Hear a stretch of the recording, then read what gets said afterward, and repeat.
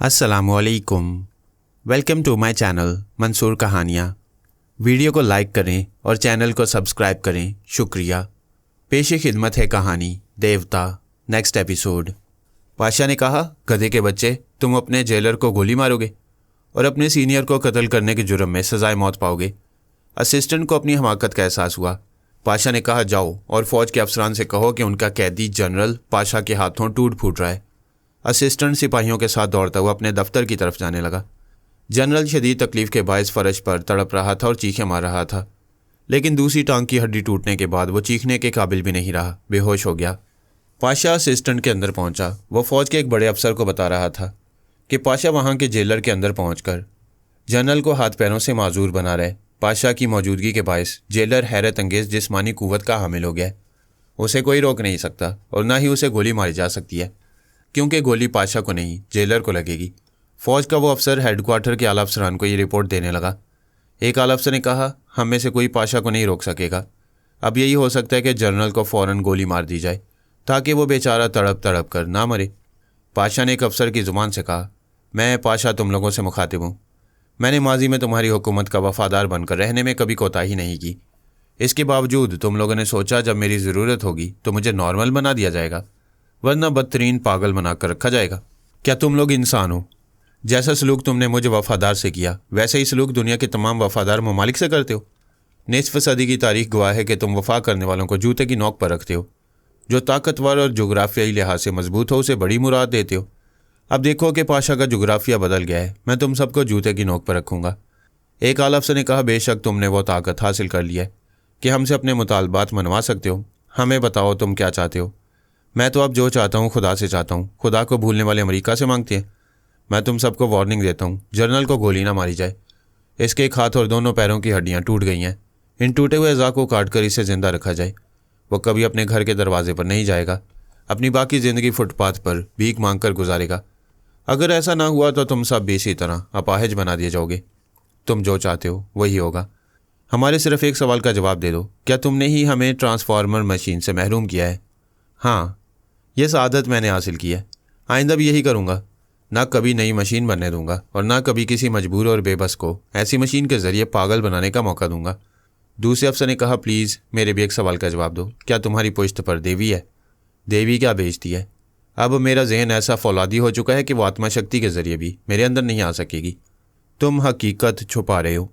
عقل یہ تسلیم نہیں کرتی کہ تم نے تنہا 150 فوجیوں کو اپنے کنٹرول میں کرنے کے بعد مشین کے تمام آلات غائب کر دیے۔ اگر تمہاری عقل یہ تسلیم کرتی ہے کہ میں مہینوں پاگل خانے میں رہ کر گھاس کاٹتا رہا تو پھر مجھے گھسیارے ہی سمجھتے رہو اور ایک گھسیارے کے ساتھ وقت ضائع نہ کرو۔ وہ ان کے درمیان سے چلا گیا۔ انہوں نے اسے مخاطب کیا۔ جب جواب نہ ملا تو شکست خوردہ انداز میں ایک دوسرے کو تکنے لگے۔ ان پر بڑا برا وقت آیا تھا۔ ٹرانسفارمر مشین سے محروم ہونے کے بعد گویا ان کی ریڑھ کی ہڈیاں ٹوٹ گئی تھیں۔ اب ان کے پاس ری ریز اور ٹیری ٹیلر دو ہی وفادار خیال خوانی کرنے والے رہ گئے تھے۔ اے لالاس اور سٹیل بروکس خلائی مخلوق کے کام آ رہے تھے اور خلائی روبوٹس کی آمد کا خطرہ خون خشک کر رہا تھا۔ ایسے میں عرضی دنیا کا روبوٹ پاشا ایک نئے مثبت انداز میں انگڑائی لے کر بیدار ہوا تھا، اور یہ بھی تو ابھی کوئی نہیں جانتا تھا کہ دیوی کو ایک خلائی روبوٹ کی قوت حاصل ہو گئی ہے۔ وہ جب بھی زمین کی تہہ سے باہر آئے گی اپنی تمام ہاری ہوئی بازیاں جیتتی چلی جائے گی۔ قوت کو جلد یا بدیر زوال آتا ہے۔ اللہ تعالیٰ کبھی کسی ایک بندے کے پاس قوت کو دائم اور قائم نہیں رہنے دیتا۔ ایک وقت تھا جب یہودی خفیہ تنظیم اتنی طاقتور اور منظم تھی کہ امریکہ کے سراغ رساں اور میرے تمام ٹیلی پیتھی جاننے والے بھی اس تنظیم کی جڑ تک نہیں پہنچ سکتے تھے۔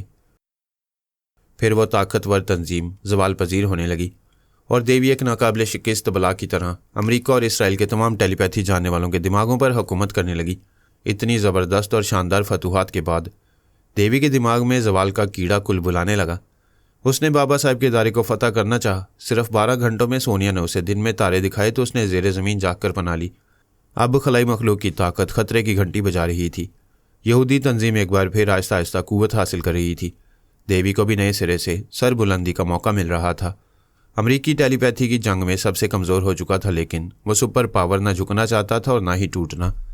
زوال سے عروج کی طرف جانے کا بھی ایک راستہ باقی تھا۔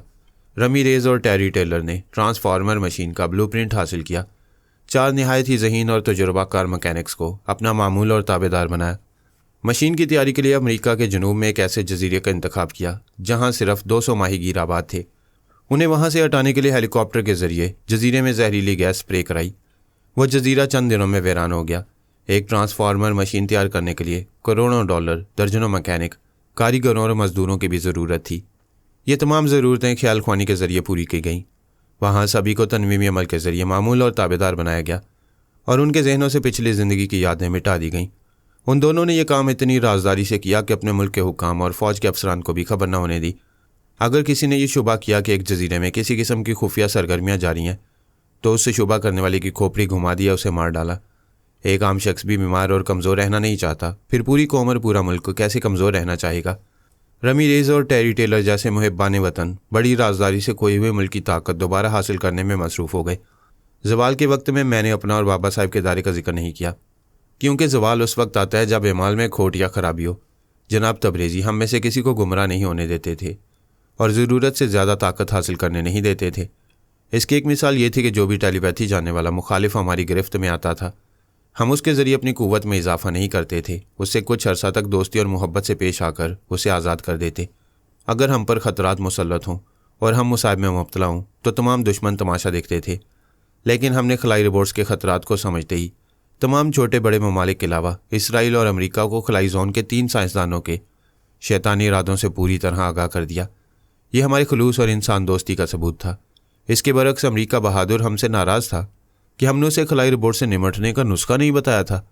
ہم نے اپنا ایک راز اپنی حد تک رکھا تھا۔ اس کی وجہ یہ تھی کہ جو نسخہ ہمارے پاس تھا وہ دشمنوں تک پہنچا دیا جاتا تو وہ اس کے ذریعے منفی اور شیطانی کردار ادا کرنے لگتے۔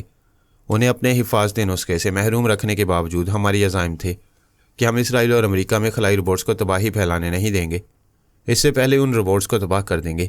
بات صرف تباہ کن روبوٹس کی نہیں تھی، خلائی زون کے سائنسدانوں اور وہاں کے منفی ارادوں پر عمل کرنے والوں سے نمٹنا بھی لازمی تھا۔ اس کے لیے ضروری تھا کہ خلائی زبان سیکھی جائے تاکہ ان کے عزائم ہم سے چھپے نہ رہیں۔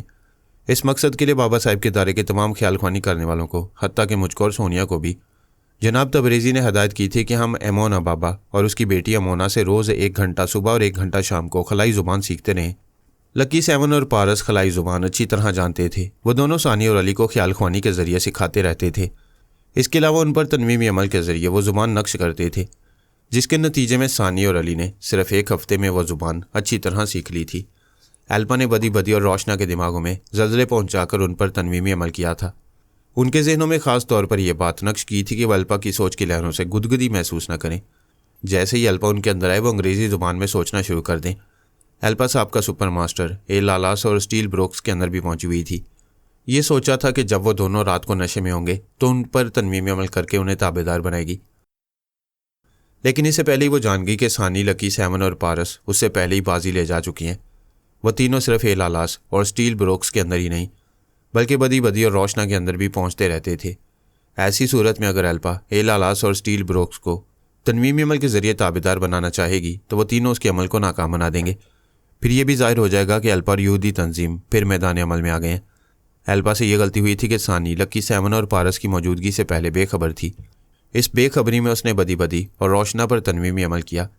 ان کے ذہنوں میں اور کئی اہم باتیں نقش کرنے کے علاوہ انہیں یہ بھی تاکید کی تھی کہ وہ خلائی زون سے رابطہ کر کے اس عرضی دنیا میں مزید روبوٹس کے راستے ہموار نہ کریں۔ اس نے تنویمی عمل کرنے کے 10 گھنٹے بعد خیال خوانی کی پرواز کی اور بدی کے اندر پہنچی تو اس نے گدگدی محسوس کرتے ہی سانس روک لی۔ وہ روشنا کے پاس بھی گئی تو اسی طرح ناکام رہی۔ ایلپا کو اپنی ناکامی پر زیادہ حیرانی نہیں ہوئی۔ اس نے سمجھ لیا کہ ثانی وغیرہ نے اس کے تنویمی عمل کو ناکام بنا دیا ہے۔ ایلپا نے دھتورا سے رابطہ کر کے اس سے پہلے کی طرح خلائی زبان کے چند فقرے سیکھے۔ پھر اس زبان کی سوچ کی لہروں کے ذریعے پہنچ کر بولی، مجھ سے انگریزی میں بولو، میں نے تم پر جو تنویمی عمل کیا تھا وہ بے اثر کیوں ہو گیا؟ بدی نے کہا، قدرتی طور پر ہمارا دماغ ایسا ہے کہ کسی کی منفی بات سے یا منفی عمل سے متاثر نہیں ہوتا۔ تم وہی ہو جس نے ہمارے دماغوں میں زلزلے پیدا کیے تھے۔ ہم نے تم سے نجات پانے کے لیے تمہارے تنویمی عمل کے دوران تمہارے ہر حکم کو قبول کیا، پھر آرام سے سو گئے۔ بیدار ہونے کے بعد تمہارے تمام عمل کا اثر زائل ہو چکا تھا۔ تم غلط بول رہی ہو۔ مجھ سے پہلے کسی اور نے تم دونوں پر عمل کیا ہے، تم دونوں اس کی تابع دار ہو۔ بے شک تم سے پہلے بھی ہم پر کسی نے عمل کیا تھا اور ہماری خلائی زبان کے ذریعے عمل کیا تھا۔ ہمیں پورا یقین ہے کہ ہماری زبان جاننے والی لکی 7 نے ایسا کیا ہوگا، لیکن وہ بھی ناکام ہو گئی ہے۔ اس نے بھی ہمیں حکم دیا تھا کہ ہم خلائی زون سے دوسرے روبوٹس نہ بلائیں، لیکن میں اپنے سائنسدان باپ سے رابطہ کر چکی ہوں۔ وہ 2 روبوٹس کے ساتھ خود یہاں آنے والے ہیں۔ ان میں سے وہ ایک روبوٹ کو اپنے کنٹرول میں رکھے گا، دوسرا روبوٹ میرے احکامات کی تعمیل کرتا رہے گا۔ लक्की 7 ने खलाई ज़ुबान में तुम पर अमल किया होगा। क्या ऐसा नहीं हो सकता कि तुम उसके ज़ेर असर आ चुकी हो, उसकी ताबेदार बन चुकी हो और तुम्हें इसकी खबर नहीं है? ये मुमकिन नहीं है। हमारी अपनी ज़ुबान में भी हम पर तनवीमी अमल किया जाए तो इस अमल का असर ज़्यादा से ज़्यादा 1-8 घंटे तक रह सकता है। लक्की 7 ने ऐसा किया था और मैं मुतासिर हो गई थी, लेकिन 1 घंटे बाद उसका असर ज़ायल हो गया। मैंने उसके हुक्म के ख़िलाफ़ अपने बाप से रब्ता किया। अगर वो मेरे दिमाग पर हावी है तो उसने मुझे रब्ता करने और खलाई रिपोर्ट्स को यहाँ बुलाने से क्यों नहीं रोका? तुम्हें हुक्म के ख़िलाफ़ काम करने से ना रोकने में कोई मसलियत होगी। तुम नहीं जानती कि लक्की 7 की शादी हमारी दुनिया के सबसे मक्कार शैतान से हुई है। वो बोलता कुछ है, करता कुछ है। उसकी चालें साफ़ तौर पर हमारी समझ में आती हैं, लेकिन जब नतीजा सामने आता है तो पता चलता है कि साफ़ तौर पर समझ में आने वाली चालें महज दिखावा और फरेब थीं। दुश्मन को पता भी नहीं चलता कि वो कब उसका लिबास उतार कर उसे नंगा कर चुका है। वो तुम्हारी दुनिया वालों के लिए बहुत बड़ा शातिर होगा, मगर हमारी जहानत के सामने उसकी एक नहीं चलेगी। ज़रा अकल से सोचो, वो 2 रोबोट जो आने वाले हैं वो किस तरह दुनिया में तबाही लाएंगे। इसका अंदाज़ा लक्की 7 और उसके मक्कार शौहर को ज़रूर होगा। फिर वो कैसा ज़हीन और मक्कार है। लक्की 7 कैसी बीवी है कि अपने शौहर की दुनिया को तबाह करने के लिए मुझे अपने बाप से रब्ता करने से नहीं रोका। यूँ खामोश है जैसे दोनों रोबोट के कदमों में झुककर खुश आमदीद कहने वाले हूँ। मैं अब भी कुछ नहीं कह सकती। बड़े बड़े शातिर टेलीपैथी जानने वाले तुम्हारी तरह खुशफहमी में मुब्तला रहकर पंक्चर हो गए हैं। दुआ करो वो वक्त न आए जब वो रोबोट्स के कदमों में झुककर उन्हें खुश आमदीद कहे। अगर वो झुक गया तो दोनों रोबोट अपने कदमों पर खड़े रहने के काबिल नहीं रहेंगे। बदी बदी ने हकारत से कहा। 10 घंटे, सिर्फ 10 घंटे के अंदर वो रोबोट्स इस दुनिया पर पहुंचने वाले हैं। फिर जो कुछ होगा उसे तुम आंखों से ना सही ख्याल ख्वानी के ज़रिए ज़रूर देखोगी। बदी बदी ने सांस रोकी। एल्पा अपनी जगह हाजिर हो गई। इस दौरान उसने बदी बदी के चोर ख्यालात पढ़ने की कोशिश की, लेकिन वो शऊरी तौर पर अंग्रेज़ी में बोल रही थी और गैर शऊरी तौर पर अपनी खलाई ज़ुबान में सोच रही थी।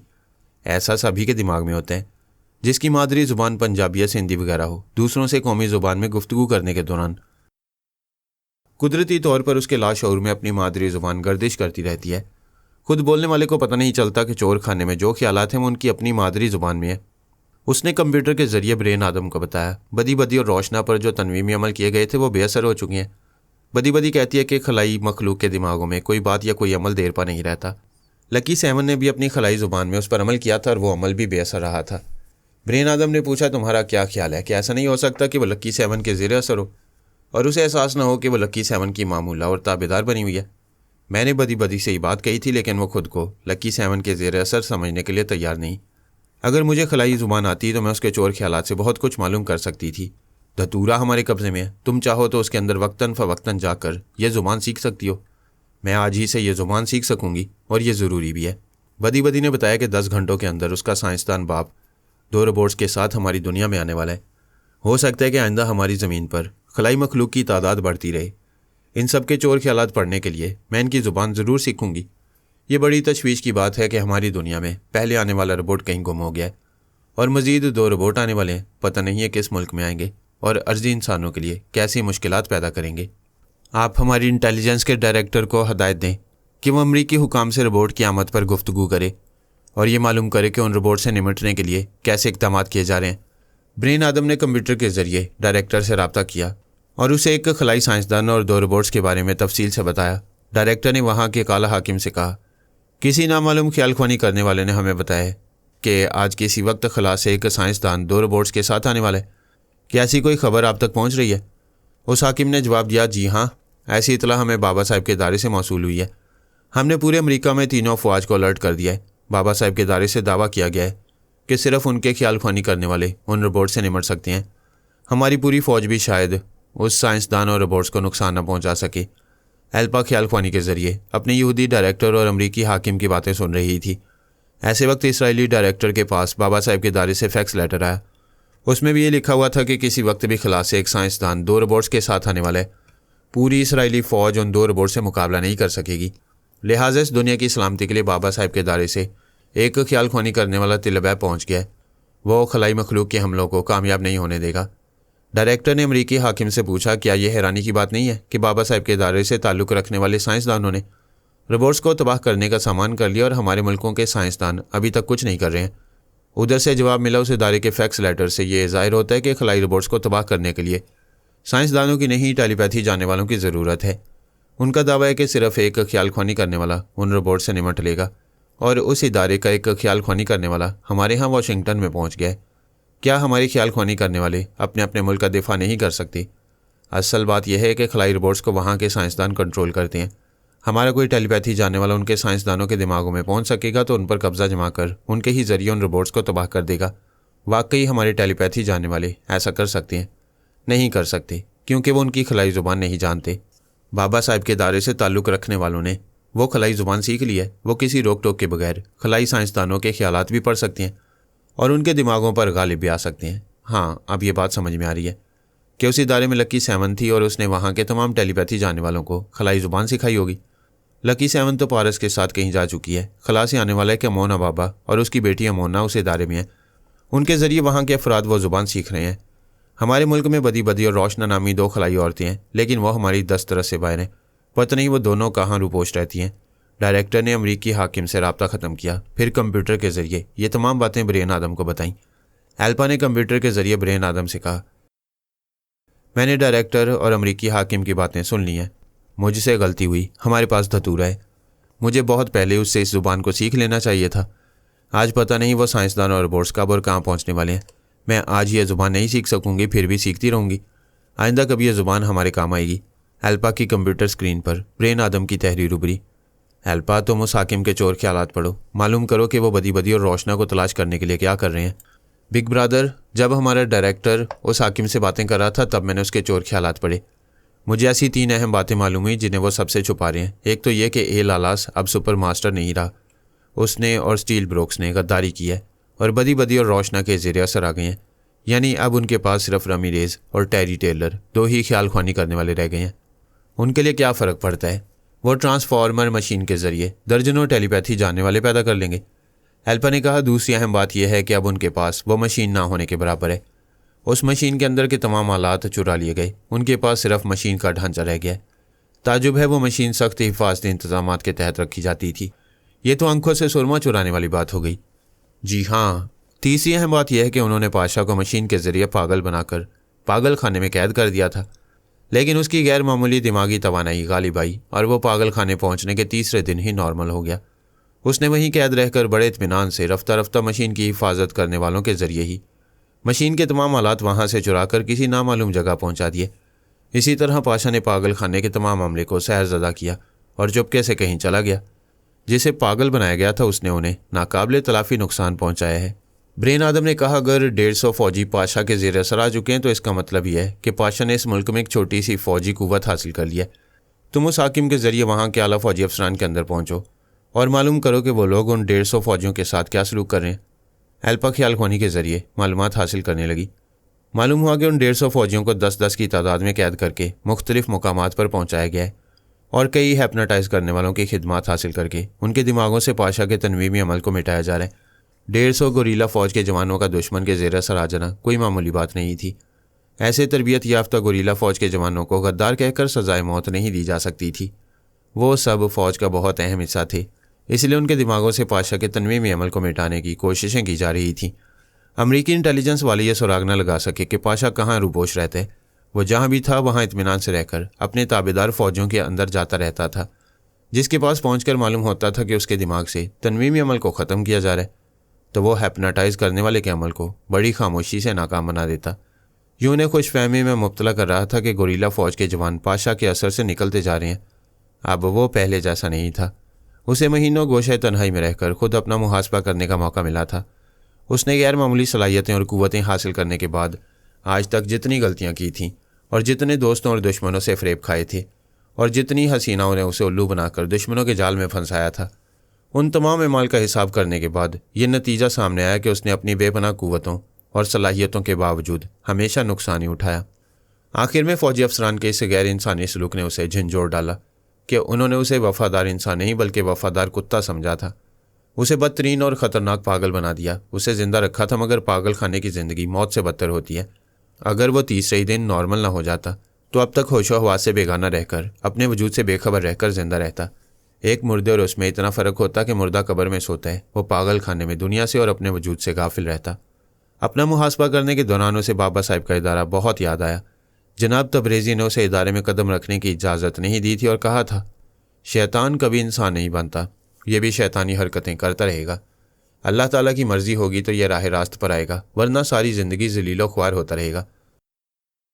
اپنے متعلق ایسی توہین آمیز باتیں سن کر اسے بہت غصہ آیا تھا، لیکن وہ جناب تبریزی کا کچھ نہیں بگاڑ سکتا تھا۔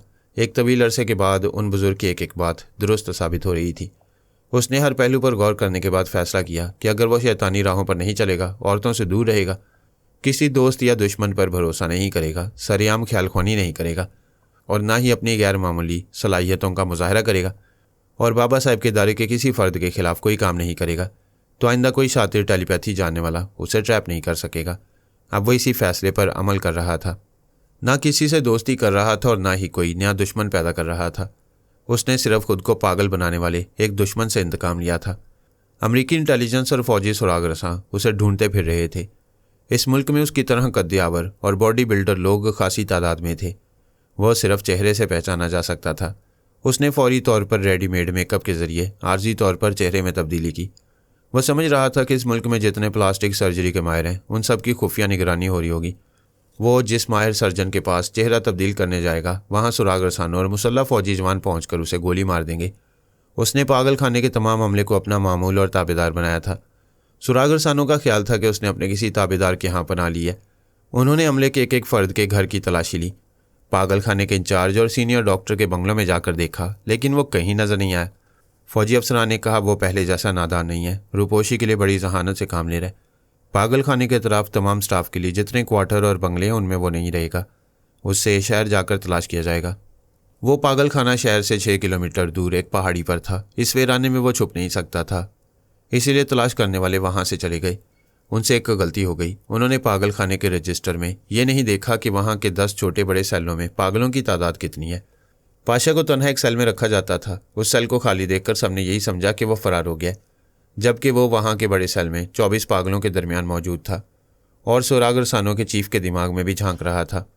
اگر وہ چیف دوسرے سیل کی طرف آ کر پاگلوں کی گنتی کرتا یا ان کے درمیانوں سے تلاش کرنا چاہتا تو وہ خیال خوانی کے ذریعے چیف کو ایسا کرنے سے باز رکھ سکتا تھا، لیکن اس کی نوبت نہیں آئی تھی۔ سب کے ذہن میں یہی بات تھی کہ فرار ہونے والے کو موقع ملے تو وہ کبھی پاگل خانے میں نہیں چھپے گا، وہاں سے زیادہ دور نکل جانے کی کوشش کرے گا۔ تلاش کرنے والے چلے گئے، انہیں قریبی شہر میں بھی ناکامی ہوئی اور آس پاس کی دوسری آبادیوں کی طرف چلے گئے۔ تو پاشا نے 200 کلومیٹر دور ایک فوجی کیمپ کے میجر کے اندر پہنچ کر ہیڈ کوارٹر فون کرایا۔ اس نے وہاں کے اعلیٰ افسر سے کہا، سر، پاشا نے میرے بیوی بچوں کو یرغمال بنا لیا۔ وہ کہتا ہے کہ اگر صبح تک میرے بنگلے کے سامنے والے میدان میں ایک ہیلی کاپٹر نہ بھیجا گیا تو یہ مجھے اور میرے بیوی بچوں کو مار ڈالے گا۔ اعلیٰ افسر نے کہا، پاشا سے میری بات کرو۔ پاشا نے اس کے دماغ میں پہنچ کر کہا، میں ٹیلی فون کا محتاج نہیں ہوں، تمہارے اندر بول رہا ہوں، اور ابھی تمہاری کھوپڑی بھی الٹ سکتا ہوں۔ ابھی میجر نے جو کہا ہے اس پر عمل کرو۔ جو پائلٹ ہیلی کاپٹر لائے گا میں پہلے اس کے دماغ میں جگہ بناؤں گا اور اس کے ذریعے پورے ہیلی کاپٹر کو چیک کروں گا، پھر مطمئن ہو کر میجر اور اس کی فیملی کو زندہ چھوڑ کر یہاں سے جاؤں گا۔ تم نادانی کر رہے ہو، ہیلی کاپٹر میں آخر کتنی دور جاؤ گے؟ کیا تم تعاقب کرنے والوں کے دماغوں تک پہنچ سکو گے؟ نہیں، میں تمہارے جیسے فوج کے اہم افسران کے اندر جا کر انہیں موت کی نیند سلا دوں گا۔ جس طرح ایک بار فرحاد نے ہیڈ کوارٹر کے اسلحہ خانے اور گولہ بارود کو تباہ کیا تھا، اس طرح میں بھی تباہی مچاؤں گا۔ یہ خبر گرم ہے کہ خلا سے 2 روبوٹ آنے والے ہیں، تم لوگ ان سے نمٹو گے یا مجھ سے نقصان اٹھاؤ گے؟ ٹھیک ہے، میجر اور اس کی فیملی کو نقصان نہ پہنچاؤ، صبح تک تمہارے لیے ہیلی کاپٹر بھیج دیا جائے گا۔ پاشا میجر کے اندر آ گیا۔ حقیقتاً اس نے میجر کی فیملی کو یرغمال نہیں بنایا تھا، وہ تو میجر کی فیملی سے 200 کلومیٹر دور تھا، لیکن ایسی چال چلنے کا نتیجہ یہ ہوا کہ اسے تلاش کرنے والے تمام سراغ رساؤں سے 200 کلومیٹر دور چلے گئے۔ پاشا کے لیے راستہ صاف ہو گیا۔ وہ ریڈی میڈ میک اپ کا سہارا لے کر ایک گاڑی حاصل کر کے مخالف سمت 50 کلومیٹر دور ایک شہر میں پہنچا۔ وہاں اس نے ایک پلاسٹک سرجری کے ماہر کے دماغ پر قبضہ جمایا، پھر وہ اس کی مرضی کے مطابق اس کے چہرے پر تبدیلی کرنے لگا۔ اس ماہر سرجن کا ایک بھائی جس کی عمر 32 برس تھی مر چکا تھا۔ موت طبعی نہیں بلکہ سازشی تھی۔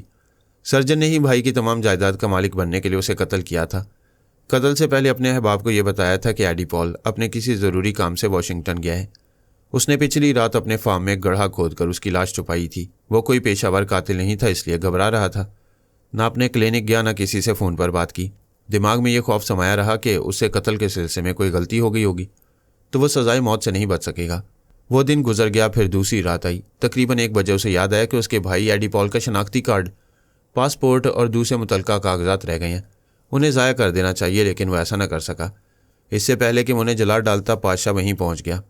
اس کے خیالات پڑھ کر سمجھ گیا کہ معاملہ کیا ہے۔ اس نے سرجن کو اس کے بھائی ایڈی پال کی تصویر دکھا کر کہا، مجھے دوسرا ایڈی پال بنا دو، اس میں تمہاری سلامتی ہے۔ میں ایڈی پال کے دستخط کی کامیاب نقل کروں گا اور اس کی تمام جائیداد تمہارے نام لکھ دوں گا۔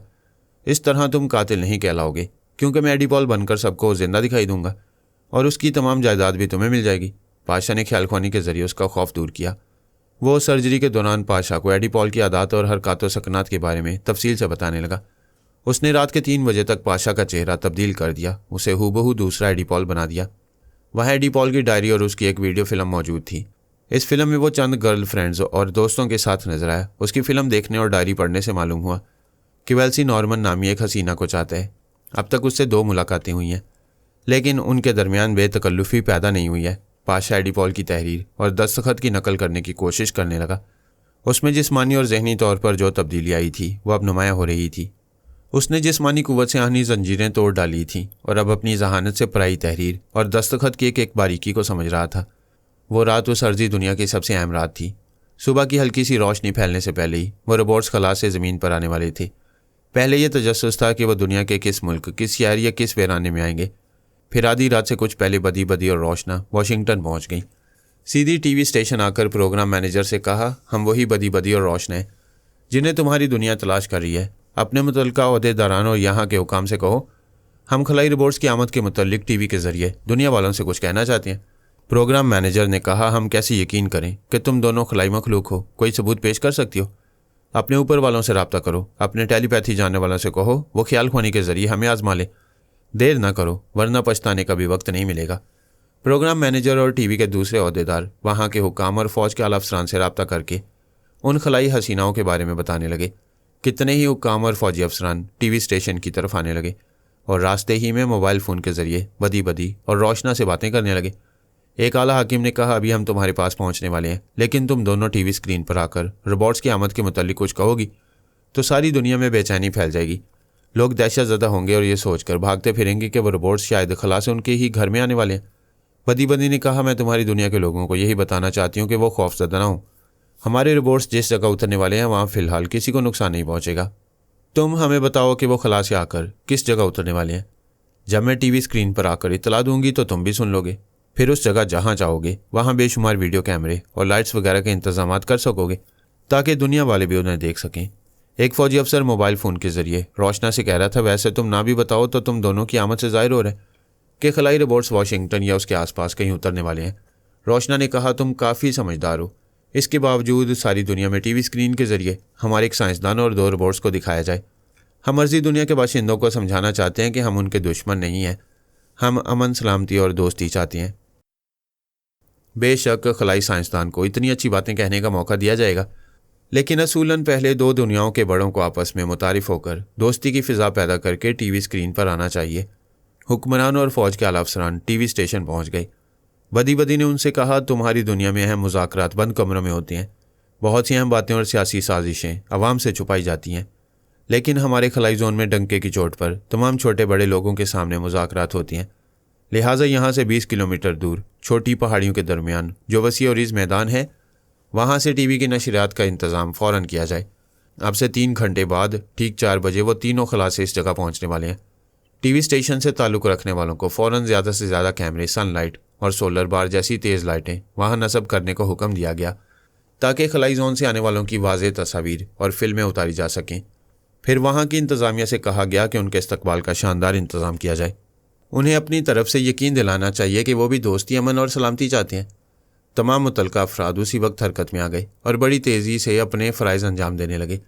ایک اعلیٰ افسر نے روشنا اور بدی سے کہا، ہم یہ سب کچھ تمہاری خواہش کے مطابق کر رہے ہیں، تم بھی ہماری یہ بات تسلیم کرو کہ پہلے ہم خلائی زون سے آنے والوں کی ویڈیو فلمیں تیار کریں گے، ان کے ساتھ آرام سے بیٹھ کر مذاکرات کریں گے۔ جب ہم دونوں کے درمیان دوستی کا معاہدہ ہو جائے گا تو وہ فلمیں ٹی وی کے ذریعے ساری دنیا کو دکھائی جائیں گی۔ بدی نے کہا، اگر بند کمرے میں مذاکرات ہوں گے اور تم لوگ دوستی کے بجائے دشمنی کی راہ پر چلنا چاہو گے تو باہر دنیا والوں سے یہی کہو گے کہ تم دوستی کرنا چاہتے ہو اور ہم خلا سے آنے والے دشمنی کر رہے ہیں۔ ہمارے روبوٹس تیش میں آ کر تباہی پھیلائیں گے، پھر ہمیں ظالم اور حملہ ور کہا جائے گا۔ روشنا نے کہا، آپ اپنی دنیا والوں کے سامنے جو پالیسیاں اختیار کرتے ہیں وہ ضرور کریں، لیکن ہم خلائی زون والے اپنی پالیسی پر چلیں گے۔ یہاں جو بھی مذاکرات ہوں گے ٹی وی کے ذریعے ساری دنیا کے سامنے ہوں گے۔ वहाँ के हुक्काम और फौजी अफसरान ने आपस में मशवरा किया। फिर टीवी पर अनाउंस किया जाने लगा कि खलाई जोन से आने वाली 2 हसीनाएं आधे घंटे बाद स्क्रीन पर आकर ज़रूरी ऐलान करेंगी। एक मिलिट्री इंटेलिजेंस के अफसर ने बदी बदी से पूछा, मिस्टर ए लालास कहाँ हैं? हमारी मालूमात के मुताबिक मिस्टर स्टील ब्रोक्स रोशना के साथ रहते थे। जी हाँ, वो दोनों हम दोनों के साथ रहते थे, लेकिन आर्जी तौर पर बिछड़ गए हैं।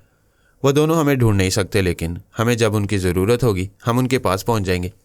लेकिन अभी तुम दोनों टीवी स्क्रीन पर आओगी तो उन्हें वाशिंगटन में तुम्हारी मौजूदगी का इल्म हो जाएगा। हाँ, हो सकता है वो वाशिंगटन आ जाएं, लेकिन गिरफ्तारी के खौफ से हमारे करीब नहीं आएंगे।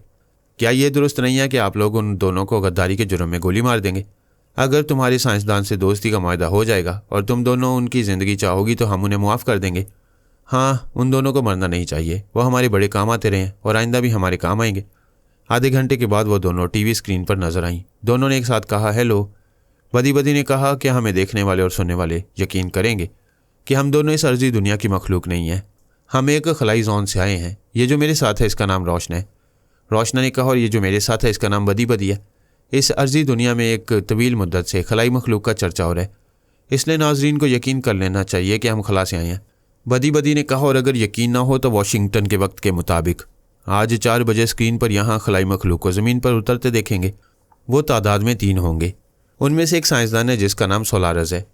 मैं उस साइंसदान सोलारस की बेटी हूँ। मेरे बाप के साथ 2 रोबोट होंगे। उनमें से एक रोबोट को हम PP5 और दूसरे को PP6 कहते हैं। PP पावर प्लानर का मुखफ़फ़ है। इससे पहले यहाँ एक PP7 आया था, वो अचानक कहीं गुम हो गया है। बहरहाल हमारे जो 2 रोबोट आ रहे हैं उनके मुतल्लिक ये दहशत फैलाई जा रही है कि वो बहुत ख़तरनाक हैं और वो दोनों इस अर्जी दुनिया को तबाह कर देंगे। रोशना ने कहा, आप ज़रा गौर करें, आपकी इतनी खूबसूरत दुनिया को तबाह करने के बाद हमें क्या हासिल होगा? ये ज़रूर है कि हम आपकी दुनिया से कुछ ज़्यादा तरक्की याफ्ता हैं, लेकिन तरक्की हासिल करने का मतलब ये नहीं है कि हम साइंस और टेक्नोलॉजी में बढ़तरी दिखाने के लिए सारी दुनिया को खंडर बना दें। ऐसा तो पागल करते हैं, और जो पागल होते हैं वो हमारी तरह तरक्की याफ्ता मखलूक नहीं होते। आखिर में बदी बदी ने कहा, मेरा बाप साइंसदान सोलारस खलाई जोन के 3 हुक्मरानों में से एक है। उसने पहले मुझे और PP7 को आपकी दुनिया में भेजा ताकि हम यहाँ के जोग्राफियाई और तारीखी हालात मालूम कर सकें। हमें पता चला कि यहाँ सबसे बड़ा सुपर पावर मुल्क अमेरिका है और हमारे हुक्मरानों को अमरीकी हुकाम से मुलाकात करके आपकी दुनिया से दोस्ती की इब्तदा करनी चाहिए। इसीलिए 2 रोबोट मेरे बाप के साथ वाशिंगटन से 20 किलोमीटर दूर ज़मीन पर पहुँचेंगे। हमने अमरीकी हुकाम से दरख्वास्त की है कि हमारे और उनके दरमियान जो मुज़ाकरात हों और दोस्ती का मुआहदा हो वो सब टीवी के ज़रिए पूरी दुनिया को दिखाए जाएँ। दोस्ती के लिए हम एक दूसरे के सामने जो शराइत पेश करेंगे उनका इल्म दुनिया के तमाम नाजरीन को होना चाहिए। बदी बदी और रोशना ऐसे अंदाज में बोल रही थी जैसे आसमान से हूरें उतर कर आई हों, और इसके बाद 3 फरिश्ते आकर इस दुनिया को जन्नत बना देंगे। अमरीकी हुकाम किसी हद तक मुतमईन थे, क्योंकि खलाई जोन के हुक्मरान भी अमरीका को सुपर पावर कह रहे थे और इतनी बड़ी दुनिया में तमाम ममालिक को नज़रअंदाज करके पहले उनसे दोस्ती करने आ रहे थे। देवी के पास टीवी नहीं था, लेकिन वो ख्याल ख्वानी के ज़रिए एक अमरीकी हाकिम के अंदर रहकर बदी बदी और रोशना की बातें सुन रही थी। उसके सामने तय खाने के फ़र्श पर PP7 बैठा हुआ था। जब नई बैटरी के ज़रिए उसे नई ज़िंदगी मिली थी तो वक्ती तौर पर वो बड़ा गज़बनाक हो गया था। उसकी गर्दन के नीचे जो रेगुलेटर था उसके ज़रिए हस्बे ज़रूरत वोल्टेज बढ़ाया या घटाया जाता था। साइमन जो बैटरी तैयार करके लाया था वो खलाई जोन की बैटरी से भी ज़्यादा ताकतवर थी। PP7 वोल्टेज नंबर 1 में जिंदा और मुतहरिक हो जाता था। वोल्टेज नंबर 2 में एक रोबोट की फौलादी कुव्वत हासिल हो जाती थी। PP7 वोल्टेज नंबर 3 का आदी था, इसलिए उसने गर्दन के नीचे हाथ ले जाकर रेगुलेटर को नंबर 3 पर किया तो एकदम से जैसे तूफ़ानी कुव्वत पैदा हो गई। उसका मसनूई दिमाग इतनी ज़्यादा कुव्वत बर्दाश्त नहीं कर सका, वो पागल सा हो गया। जुनूनी अंदाज में तय खाने की पथरीली दीवारों और सतूनों को तोड़ने लगा। ऐसे जुनून के वक्त साइमन और देवी की भी शामत आ जाती, लेकिन देवी के पास एक छोटा सा रिमोट कंट्रोल था। देवी ने बटन दबाकर उसे स्टॉप कर दिया। साइमन दौड़ता हुआ PP7 के पीछे गया, फिर वोल्टेज को नंबर 2 पर ले आया। देवी ने रिमोट कंट्रोलर के ज़रिए दूसरे बटन को दबाया, वो फिर मुतहरिक हो गया। अब वो नॉर्मल था। देवी ने कहा, तुमने बहुत बड़ी हमाकत की थी। आइंदा मेरे हुक्म के बगैर रेगुलेटर को हाथ न लगाना, वरना तुम्हें स्टॉप करने के बाद तुम्हारे अंदर से बैटरी निकाल लूँगी। PP7 ने कहा, मुआफ़ी चाहता हूँ, तुमने मुझे नई ज़िंदगी दी तो खुशी के मारे और ज़्यादा कुव्वत हासिल करने को जी चाहा। मैं सोच भी नहीं सकता था कि मेरा दिमाग भी आउट ऑफ कंट्रोल हो जाएगा। आइंदा ऐसी गलती नहीं करूँगा। साइमन ने कहा, मैडम मैंने अपना काम पूरा कर दिया है। अब आपके पास एक पुरानी खलाई जोन वाली बैटरी है और दूसरी मैंने तैयार कर दी है। इसके अलावा भी कोई खिदमत हो तो हुक्म करें। देवी ने कहा, तुमने ये रिमोट कंट्रोलर देखा है? मुझे कैसे ही तैयार करके दो।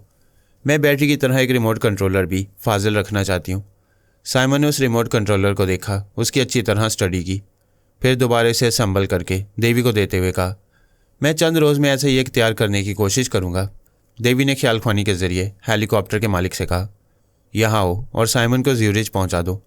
आधे घंटे बाद हेलीकॉप्टर उस गार से 1 किलोमीटर के फासले पर आया और साइमन को वहाँ से ले गया। उसके जाने के बाद अब देवी तनहा नहीं थी। इस खुफिया तय खाने की तन्हाई में बातें करने के लिए एक साथी मिल गया था। वो उससे ज़्यादा से ज़्यादा बातें करती थी ताकि इस रोबोट के और खलाई जोन के बारे में ज़्यादा से ज़्यादा मालूमात हासिल होती रहें। एक अंदेशा था कि PP7 ज़्यादा कुव्वत हासिल करने के लिए फिर रेगुलेटर को हाथ लगाने की हमाकत न करे। वो जागने के दौरान मोहतात रहती थी। जब सोने का वक्त आता तो रिमोट कंट्रोलर के ज़रिए उसे स्टॉप कर देती। वो तय खाने में देवी के बेदार होने तक स्टॉप ही रहता।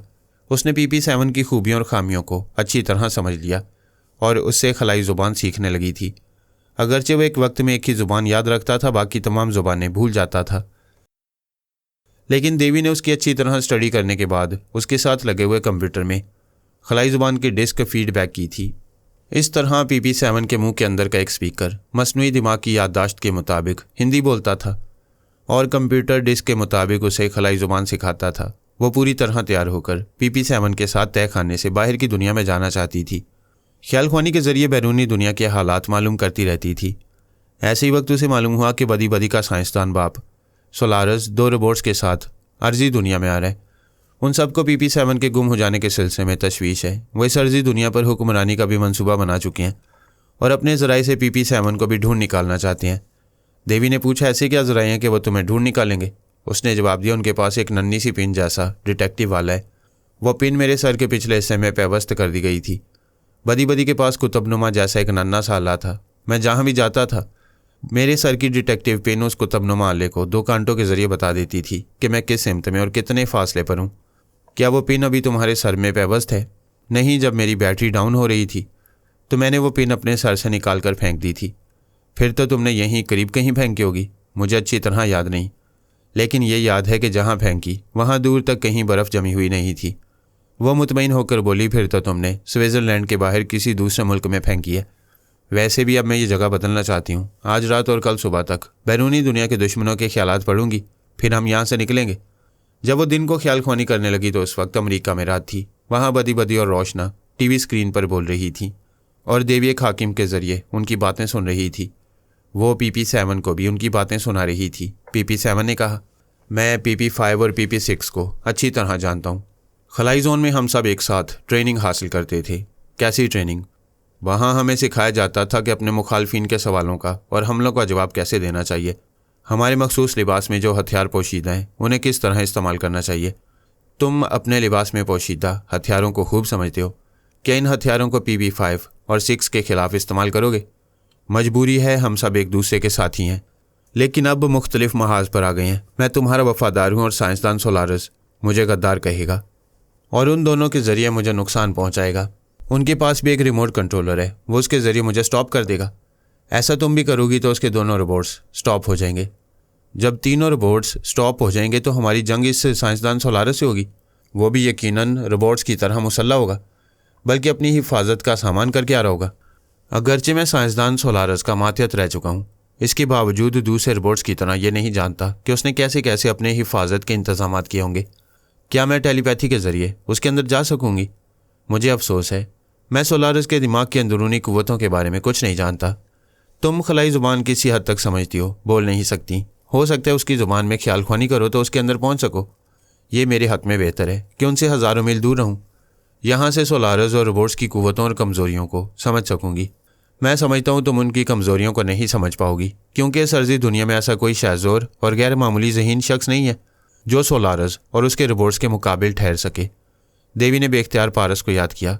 उसने आज तक उसे हौसला हारते और मैदान छोड़ते नहीं देखा था।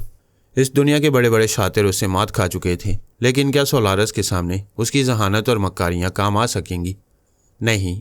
शायद वो समझ गया होगा कि खला से आने वाले नाकाबिल शिकस्त हैं, इसलिए उनके मामलात में वो खामोश है। मेरी तरह छुप कर कहीं बैठा होगा और खलाई मखलूक की जहनी और जिस्मानी सलाहियतों का तमाशा देखना चाहता होगा। फिर ये भी मालूम हुआ है कि वह एक खलाई हसीना लकी 7 से शादी कर चुका है। लकी सेवन ने भी उसे समझाया होगा कि वो अपनी सलामती के लिए सोलारस वगैरह की नज़रों में ना आए।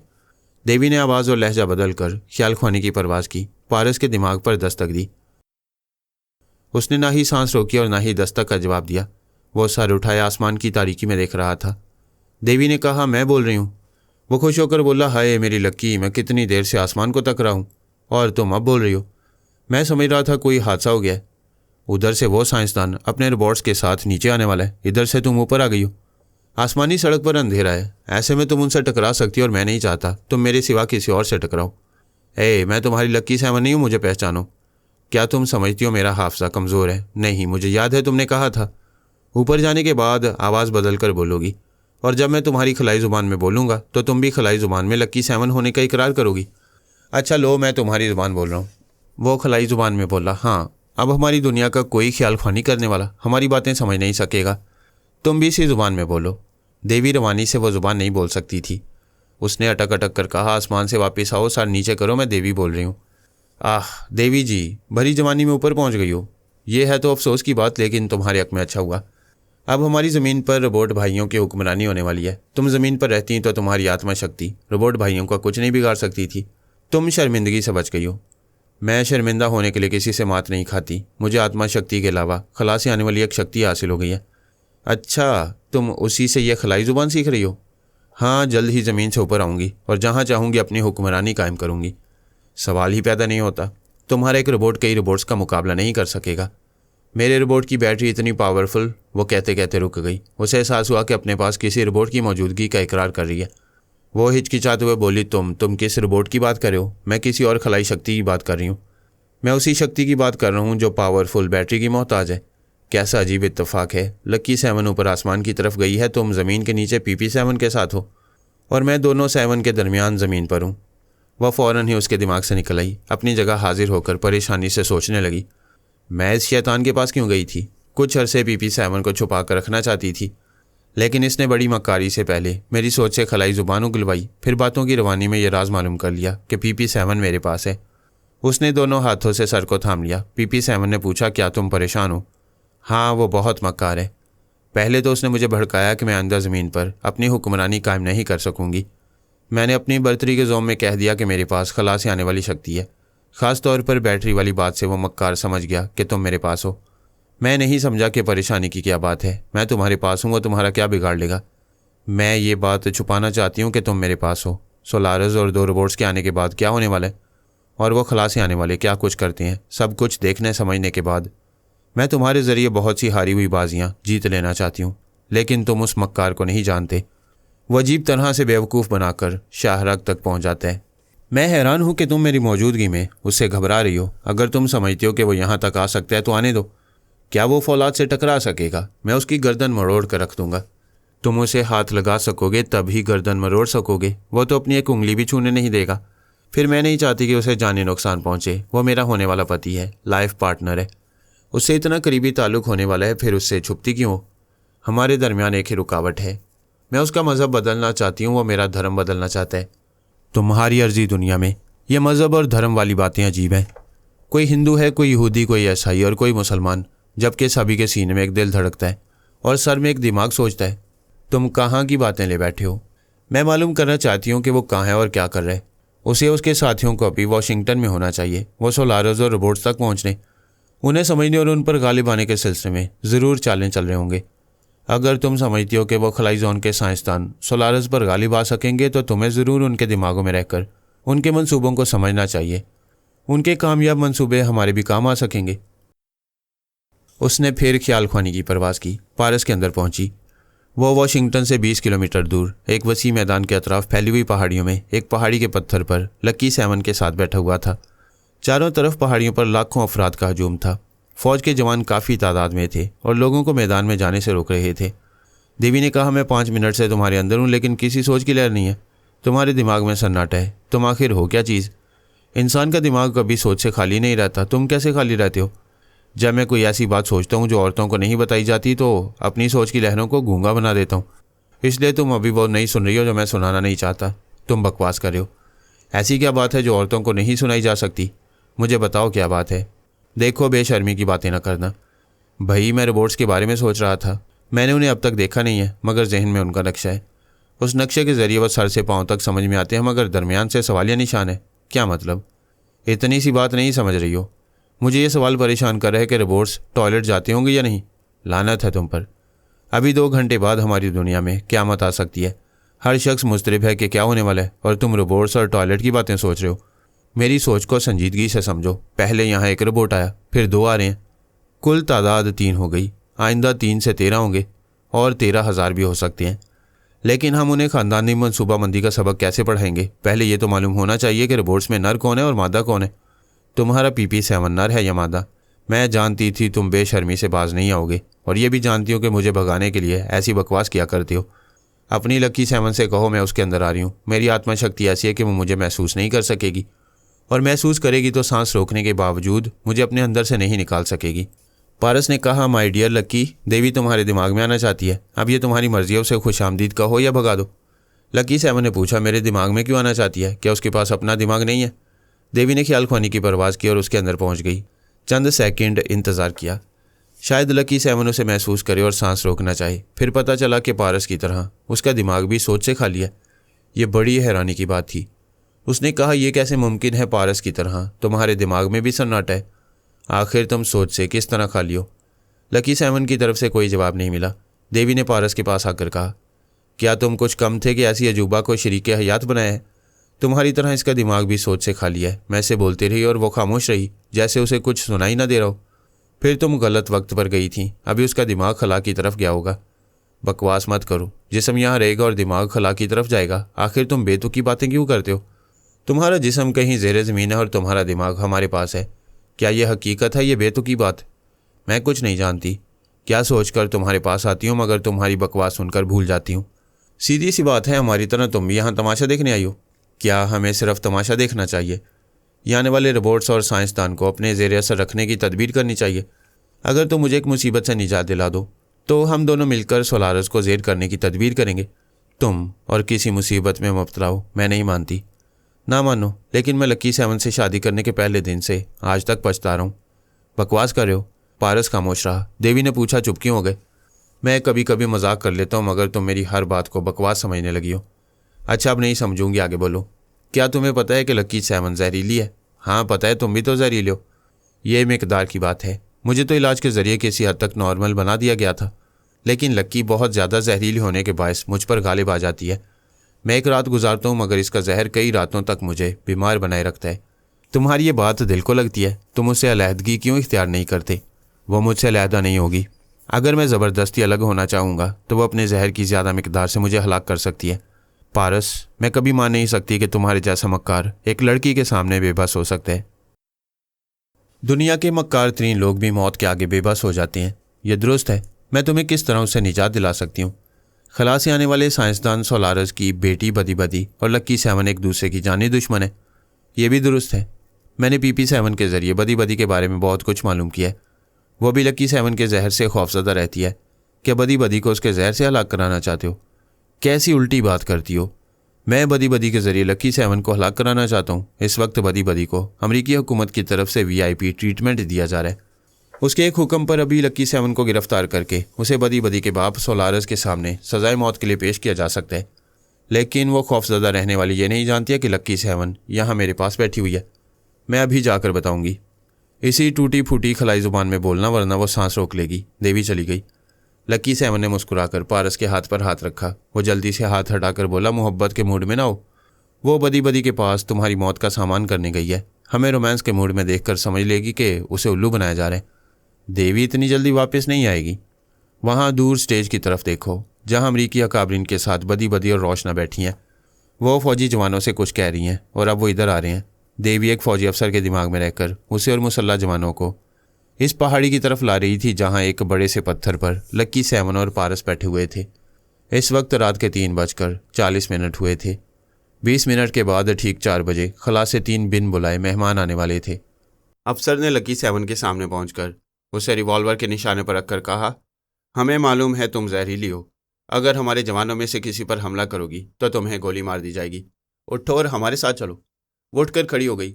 उसी वक्त बदी बदी ने आकर पारस को देखा, फिर अफसर से कहा, अभी ये लालास ने ख्याल ख्वानी के ज़रिए मुझे बताया है کہ تمہارا کے ساتھ پارس ہے، اس کا تعلق اسی ادارے سے ہے جہاں ہمارے خلائی زون کا غدار ایمونا بابا اپنی بیٹی کے ساتھ ہے۔ اب ہم اس ادارے سے سودا کریں گے کہ وہ اس جوان پارس کو بحفاظت واپس لے کر ایمونا بابا اور اس کی بیٹی کو ہمارے حوالے کر دیں۔ سابقہ سپر ماسٹر اے لالاس سونیا ثانی کے زیر اثر تھا۔ ثانی نے ہی اس کے دماغ پر قبضہ جما کر بدی بدی کے دماغ میں بھیجا تھا اور پارس کو گرفتار کرایا تھا۔ لکی سیمن اور پارس کو قیدیوں کی طرح سٹیج کے پاس لا کر کھڑا کیا گیا۔ وہ میدان دور تک خالی تھا۔ لوگ چاروں طرف پہاڑیوں کے نیچے سے اوپر تک لاکھوں کی تعداد میں تھے۔ ان کے درمیان دوسرے ممالک کے جاسوس، پریس رپورٹرز، فوٹوگرافرز اور دنیا کے تمام ٹیلی پیتھی جاننے والے جسمانی طور پر یا خیال خوانی کے ذریعے موجود تھے۔ خیال خوانی کرنے والی پوری یہودی ٹیم بھی وہاں موجود تھی۔ بدی بدی نے سٹیج پر مائک کے سامنے کہا، میں حاضرین اور ٹی وی کے ناظرین سے مخاطب ہوں۔ صرف 5 منٹ کے بعد آپ کے خلائی مہمان یہاں آنے والے ہیں۔ میرا ڈیٹیکٹیو والا کہہ رہا ہے کہ وہ زمین سے صرف 12 میل کے فاصلے پر ہیں۔ آپ آسمان کی جانب دیکھیں۔ زمین والے خلا کی سمت سورج، چاند اور ستاروں کو دیکھتے ہی رہتے ہیں، لیکن ابھی زیادہ دیر دیکھنے کی زحمت نہیں ہوگی۔ دیکھیے، ہاں وہ دیکھیے، دور بلندی پر ہلکی سی روشنی دکھائی دے رہی ہے۔ آپ کے مہمانوں کے جوتے تلے ایسی ننھی فلائنگ مشین اور پیچیدہ آلات سے بنائے گئے ہیں جن کے ذریعے وہ زمین کی کشش سے نکل کر خلا میں جا سکتے ہیں اور خلا سے زمین کی کشش کی گرفت میں آ کر زمین پر اتر سکتے ہیں۔ بلندی سے آنے والی ہلکی روشنی واضح ہوتی جا رہی تھی۔ خلائی مخلوق کے 3 افراد ایک دوسرے کے بازو میں بازو ڈالے نیچے آ رہے تھے۔ نیچے آنے کی رفتار سست ہو گئی تھی۔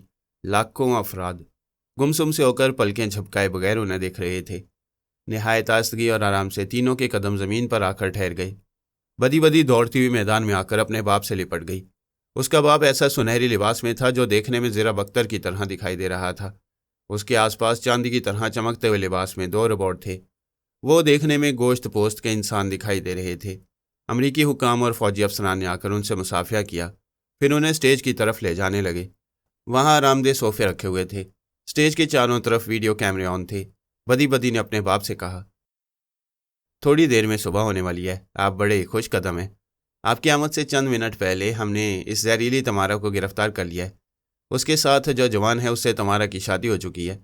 سائنسدان سولارز نے پارس کو دیکھ کر کہا، یہ شادی کے بعد زندہ ہے، اس کا مطلب یہ ہے کہ تمارا کی طرح یہ بھی زہریلا ہے۔ سولارز نے ایک حاکم سے پوچھا، آپ کی دنیا میں سانپ کے ساتھ کیا سلوک کرتے ہیں؟ حاکم نے کہا، ہم سانپوں کے سر کچل ڈالتے ہیں۔ تو پھر دیر کس بات کی ہے؟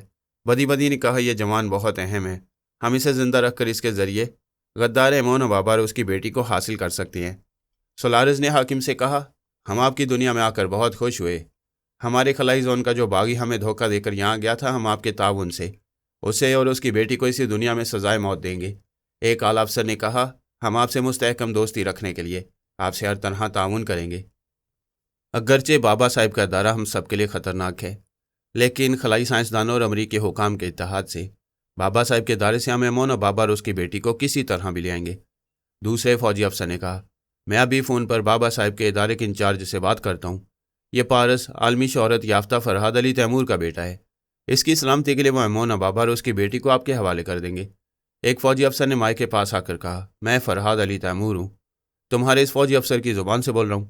یہاں کے اکابرین میری آواز اور لہجے کو اچھی طرح پہچانتے ہیں۔ ویسے میرا بیٹا بھی خیال خوانی کے ذریعے یہاں میری موجودگی کی تصدیق کرے گا۔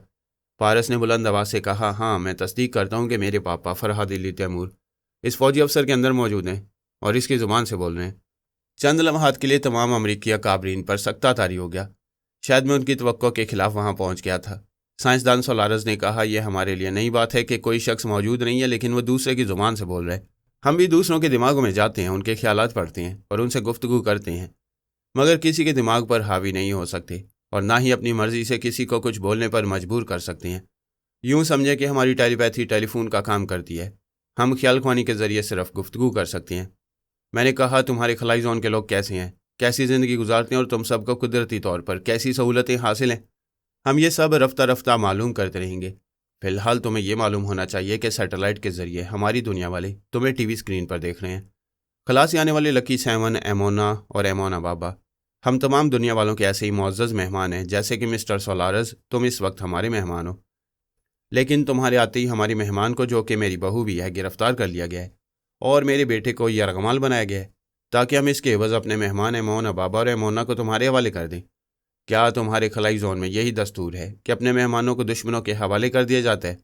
سولارز نے کہا، ہم دوست بن کر آئے ہیں اور تم ہمیں دشمن کہہ رہے ہو۔ تم کبھی سوچ بھی نہیں سکتے کہ ہم دشمن بن جائیں تو تمہاری دنیا میں کیسی قیامتیں آئیں گی۔ ایک حاکم نے کہا، مسٹر فرہاد، تم ٹیلی پیتھی جاننے والوں کی چھوٹی سی فوج رکھ کر معزز سولارس کو ناراض کر رہے ہو کہ اپنی محدود طاقت کے غرور میں ساری دنیا کو تباہ کر ڈالنا چاہتے ہو۔ میں نے کہا، ہم دوستی اور امن چاہتے ہیں۔ پہلے یہ تو معلوم ہو کہ مسٹر سولارس یہاں دوستی کرنے آئے ہیں یا پھر اپنے زون کے باغیوں کو گرفتار کرنے اور سزائے موت دینے آئے ہیں۔ دوستی اسی شرط پر ہوگی جب ہمارے باغی ہمارے حوالے کیے جائیں گے۔ میں نے کہا، اس کے علاوہ جتنی شرائط ہیں وہ ساری دنیا کے سامنے پیش کرو۔ ایک حاکم نے کہا، مسٹر سولارس ہمارے مہمان ہیں، ہم نے ان سے دوستی کا معاہدہ کر لیا ہے اور شرائط معلوم کر لیں گے، یہ تمہارا کام نہیں ہے۔ تو پھر تم ہی یہ کام کرو۔ ہمارے مہمان جنہیں یہ باغی کہتے ہیں انہیں واپس کیا جائے گا یا نہیں، اس کا فیصلہ دوسری شرائط سننے کے بعد کیا جائے گا۔ سولارس نے کہا، ہم عرضی دنیا سے سائنسی علوم اور ٹیکنالوجی کا تبادلہ کریں گے، اس دنیا سے بے روزگاری، غریبی اور دہشت گردی کا خاتمہ کریں گے۔ ان نیک مقاصد کی تکمیل کے لیے ہمیں اس دنیا میں زمین کا ایک بہت بڑا حصہ چاہیے تاکہ ہم کئی کلومیٹر کے احاطے پر سائنس اور ٹیکنالوجی کے ادارے قائم کریں۔ جدید ہتھیار تیار کرنے کے لیے ہم بڑی بڑی فیکٹریاں قائم کریں گے۔ ہم نے میڈیکل سائنس میں اتنے کامیاب تجربات کیے ہیں کہ یہاں تمہاری دنیا میں کوئی مہلک مرض میں مبتلا نہیں رہے گا۔ اس کے لیے ہم میڈیکل کالج اور ہسپتال تعمیر کرائیں گے۔ تمہاری دنیا کے لوگ بہت جلد تسلیم کر لیں گے کہ ہم ان کے لیے آسمان سے فرشتے بن کر آئے ہیں۔ میں نے پوچھا، یہ تمام سائنسی اور ٹیکنالوجی کے ادارے، میڈیکل کالج اور ہسپتال اور جدید ہتھیار کی فیکٹریاں کہاں قائم کی جائیں گی؟ سولارس نے کہا، یہ اندازہ کیا جا سکتا ہے کہ ہمارے بے شمار وسیع تر پروجیکٹس کے لیے بہت وسیع اور زمین کی ضرورت ہوگی۔ فی الحال ہمیں اس دنیا کا کوئی ایک بڑا سا ملک چاہیے، ایک بڑا ملک۔ امریکی اکابرین کے چہروں سے ناگواری ظاہر ہونے لگی۔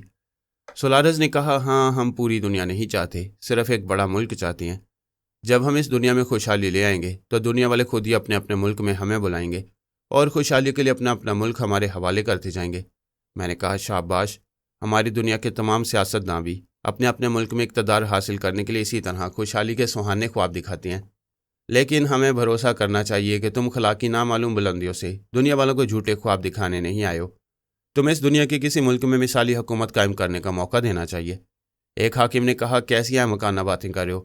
ہماری دنیا میں کون اپنا ملک انہیں مثالی حکومت قائم کرنے کے لیے دے گا؟ میں نے کہا، یہ امریکہ بہت بڑا ملک ہے، اگر اس کے 2 حصے کیے جائیں تب بھی یہ بڑا ملک رہے گا۔ مجھے یقین ہے کہ مسٹر سولارس کو یہ ملک سب سے زیادہ پسند آئے گا۔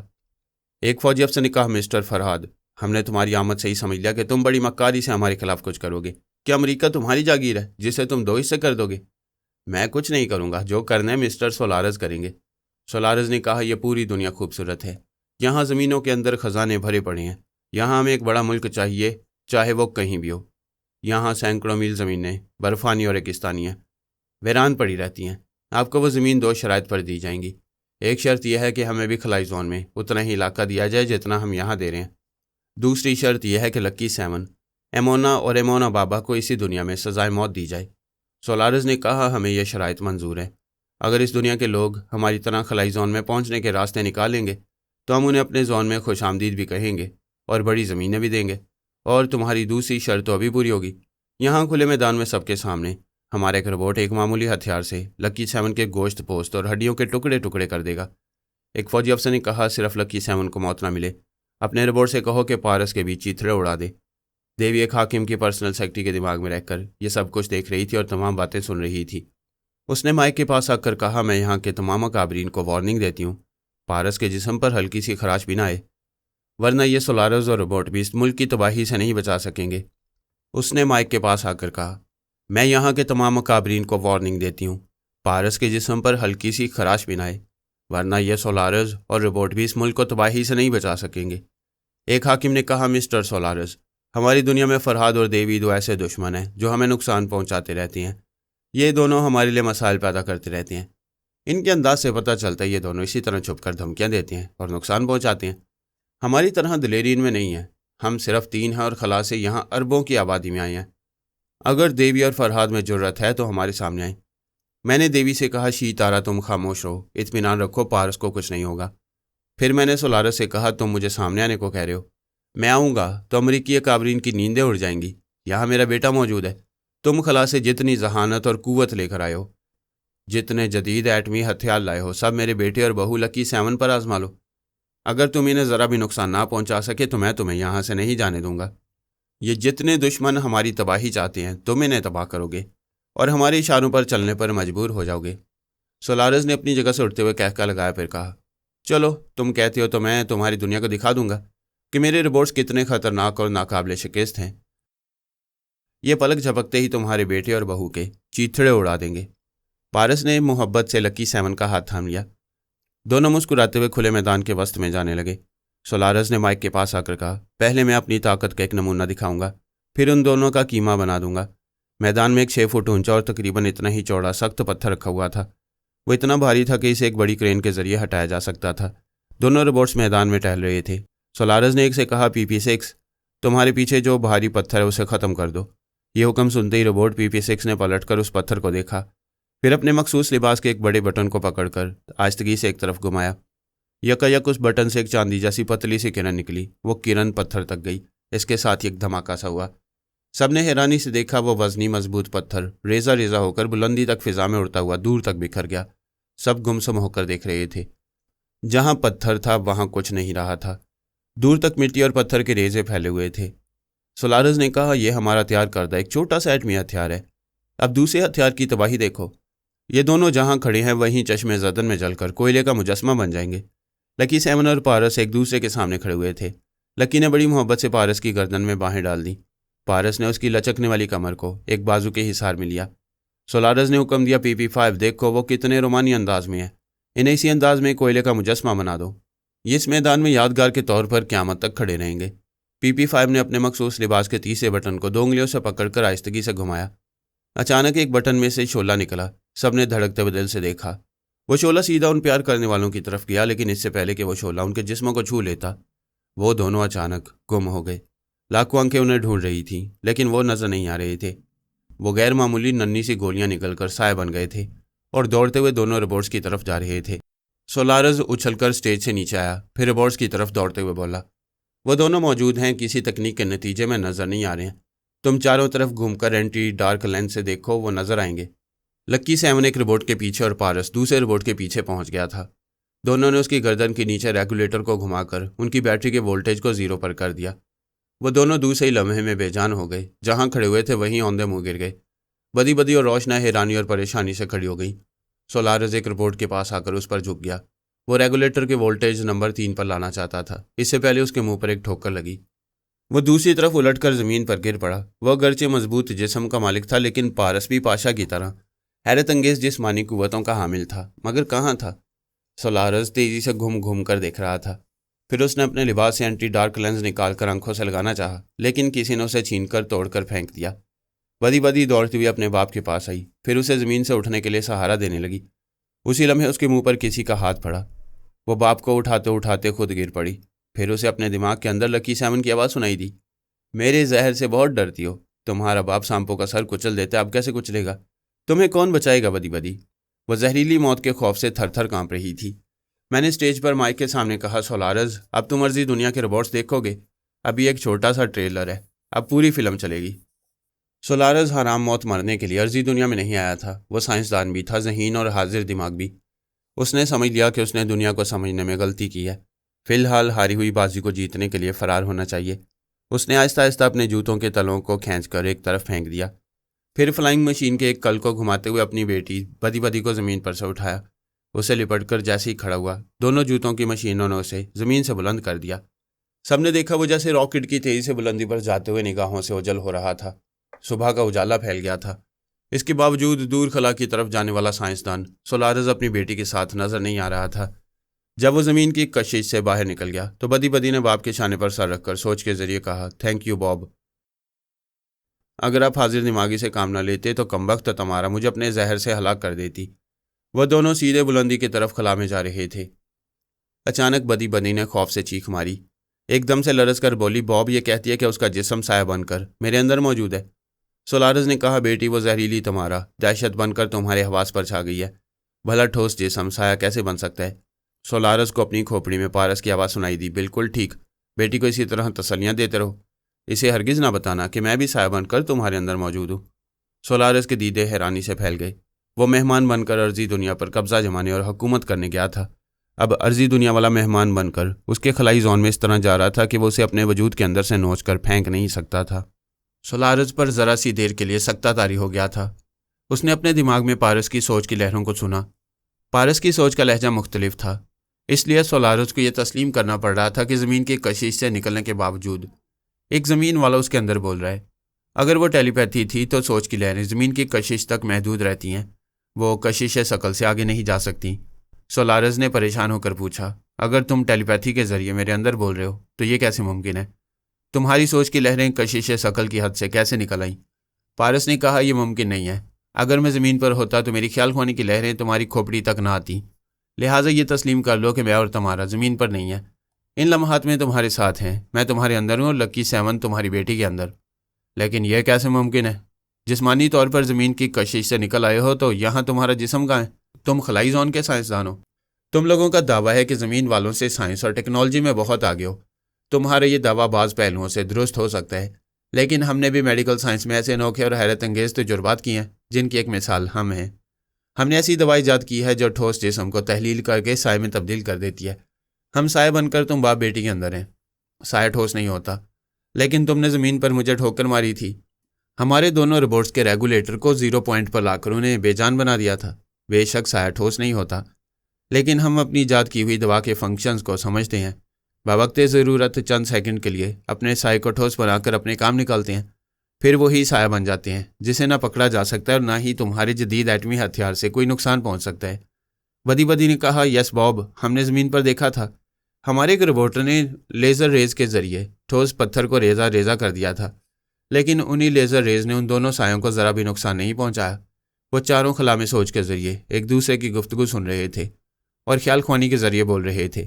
پارس نے کہا، اب ہم نہیں بولیں گے، پچھلی رات سے جاگ رہے ہیں، تمہارے اندر آرام سے سوتے رہیں گے۔ جب اپنے خلائی زون میں پہنچو تو ہمیں جگا دینا۔ لکی 7 نے کہا، میری جان پارس، ابھی میں سوچ رہی تھی کہ بدی بدی کے اندر تھوک دوں تاکہ یہ میرے زہر سے مر جائے۔ وہ خوف کے مارے باپ سے لپٹ کر بولی، نہیں، میں مرنا نہیں چاہتی، تمہارا پچھلے دشمنی بھول جاؤ، مجھے معاف کر دو، میں ایک بہترین دوست بن کر تمہارے کام آتی رہوں گی۔ سولارس نے کہا، پلیز تمہارا، میں تمہاری تمام جائز و ناجائز شرائط ماننے کو تیار ہوں، میری بیٹی کی جان نہ لو۔ وہ بولی، ہم شرائط منوائے بغیر تمہاری دشمنی کے مزے لے رہے ہیں۔ تمہاری بیٹی نے میری پوری بات نہیں سنی اور خوف سے گڑ گڑانے لگی۔ اصل بات یہ ہے کہ ابھی میں تمہاری بیٹی کو زندہ رکھوں گی، اگر یہ میرے زہر سے مر جائے گی تو اس کی لاش سے بدبو آنے لگے گی اور میرا سایہ اس کے اندر نہیں رہ سکے گا، لہٰذا بے خوف ہو کر سفر کرتے رہو، ہماری نیند میں مداخلت نہ کرو۔ ان کے درمیان خاموشی چھا گئی۔ پارس نے چپکے سے لکی 7 کے اندر آ کر کہا، تمہیں واقعی آرام سے نیند پوری کرنا چاہیے، تم سو جاؤ، میں سولارس کے چور خیالات پڑھتا رہوں گا۔ کیا بات کرتے ہو، اس چڑیل کے اندر مجھے نیند نہیں آئے گی، پھر ہم دشمنوں کے اندر ہیں، ماں کی گود میں نہیں ہے کہ سو جائیں۔ وہ دونوں سولارس کے اندر آئے۔ اگر عرضی دنیا کی کسی زبان کی سوچ کی لہریں ہوتی تو سولارس گدگدی سی محسوس کرتا۔ یہ گدگدی ایک طرح کا سگنل ہوتی ہے جو انجانے خطرے سے انہیں آگاہ کرتی ہے۔ پارس اور لکی 7 نے خلائی زبان میں سولارس کا لہجہ اپنایا تھا، اس لیے وہ ان دونوں کو محسوس نہیں کر رہا تھا۔ پہلے تو وہ اپنی شکست پر کڑتا رہا۔ خلائی زون کے ان سائنسدانوں کو اپنی سائنسی ترقی پر ناز تھا۔ وہ عرضی دنیا کے ذہین افراد کو خود سے کمتر سمجھتے تھے۔ پھر بدی بدی کی رپورٹ نے انہیں بتایا تھا کہ عرضی دنیا میں کئی الگ الگ ملک اور الگ الگ حکمران ہیں۔ حکمران ایک دوسرے پر سبقت لے جانے کے لیے زیادہ تر جنگی تیاریاں کرتی ہیں یا سیاسی چالیں چلتی ہیں۔ اس عرضی دنیا میں سائنس سے زیادہ سیاست کو اہمیت دی جاتی ہے۔ خلائی زون میں صرف 3 سائنسدان حکومت کرتے تھے۔ بدی بدی کی رپورٹ نے یہ سمجھایا تھا کہ زمین کے کئی حصے کر کے کئی ممالک بنا کر متحد نہ رہنے والے جتنے حکمران ہیں وہ 2-4 بورڈز کے حملوں سے ان کے آگے گھٹنے ٹیک دیں گے۔ سوچا کیا تھا اور کیا ہو گیا۔ سولارس کو زمین پر تقریباً 30 یا 40 منٹ تک کھڑے رہنے کا موقع ملا، پھر اس کے قدم ایسے اکھاڑ دیے گئے کہ وہ اپنی اور بیٹی کی جان بچانے کے لیے وہاں 2 روبوٹس کو چھوڑ کر بھاگ آیا۔ اب خود کو تسلیاں دے رہا تھا کہ ٹھوکر کھانا اچھا ہے، تجربات میں اضافہ ہوتا ہے۔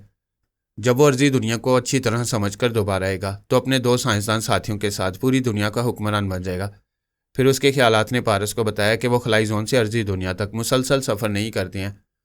انہوں نے چند اہم ضروریات کے لیے ایک خلائی پلیٹ فارم بنایا ہے جہاں وہ تھوڑی دیر قیام کرتے ہیں۔ سولارس اور دوسرے روبوٹس کے خلائی جوتوں کے تلے میں جو فلائنگ مشین تھی وہ بلا شبہ خلائی زون کے سائنسدانوں کا کمال تھی۔ اگرچہ وہ سائز میں چھوٹی تھی، جوتوں کے تلے میں سما جاتی تھی، لیکن اس کی کارکردگی بے مثال تھی۔ وہ 1.5 لاکھ میل تک پرواز کرتی تھی۔ خلائی زون اور زمین کے درمیان اسی لیے خلائی پلیٹ فارم بنایا گیا تھا کہ وہ فلائنگ شوز پہن کر سفر کرنے والے وہاں قیام کریں۔ قیام کے دوران وہ اپنے جوتے اتار کر خلائی پلیٹ فارم کے نگران اعلیٰ کو دیتے تھے، اس کے بدلے نئے جوتے حاصل کرتے تھے۔ پھر ان کے خاص لباس میں جو خفیہ ایٹمی ہتھیار ہوتے تھے انہیں چیک کیا جاتا تھا تاکہ ان میں کسی قسم کی خامی یا کمی نہ رہ جائے۔ सोलारस एक छोटे से आले के ज़रिए सिग्नल देने लगा। उसकी सोच बता रही थी कि सिग्नल किस तरह दिया जाता है और इसका मफहूम क्या है। वो खलाई प्लेटफॉर्म के करीब पहुंच रहा था और वहां के निगरानी आला को इतला दे रहा था कि अपनी बेटी बदी बदी के साथ प्लेटफॉर्म पर आना चाहते हैं। उनके लिए प्लेटफॉर्म का खुफिया दरवाज़ा खोला जाए और उन्हें स्क्रीन पर देखा जाए कि वो कितनी दूर रह गए हैं और हिसाब लगाएं कि कितनी देर में पहुंचने वाले हैं। बदी बदी बाप के दिमाग में थी। उसने कहा, बॉब, बहुत देर से मैं अपने और आपके दिमाग में उनकी सोच की लहरें महसूस नहीं कर रही हूँ। क्या वो दोनों सचमुच सो रहे हैं? हम उन्हें अपने दिमाग में महसूस नहीं कर रहे हैं। सिर्फ इसी से यकीन होता है कि वो सो रहे हैं। दूसरी सूरत में उनकी चालबाजी हो सकती है। हो सकता है कि वो किसी तरह हमारे ख्यालात पढ़ रहे हों। हमने इन अर्जी बाशिंदों को समझने में गलती की है। ये भी हमारी तरह चालबाज और मक्कार हैं। बॉब, आगे क्या होगा? क्या तुम्हारा से निजात मिल जाएगी? क्या वो मुझ पर भरोसा करके मेरी सहेली बनकर मुझे नई जिंदगी देगी?